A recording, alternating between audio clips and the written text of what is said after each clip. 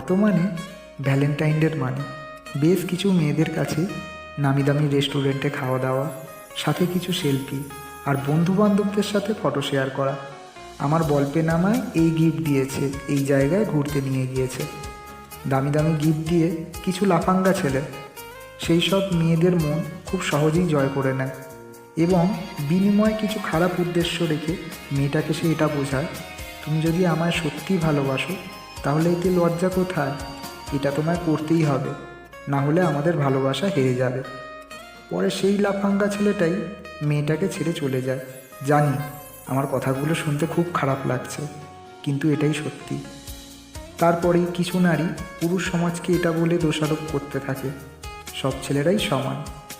সেই সমস্ত নারীদের উদ্দেশ্যে একটাই কথা বলছি, এই ভ্যালেন্টাইন ডে জুড়ে যে কেউ দামি দামি গিফট দিয়ে মন ভোলাতে পারে, তাই বলে তাদের মিষ্টি কথায় বলে গিয়ে নিজের সম্মানটা বিকোতে দিও না।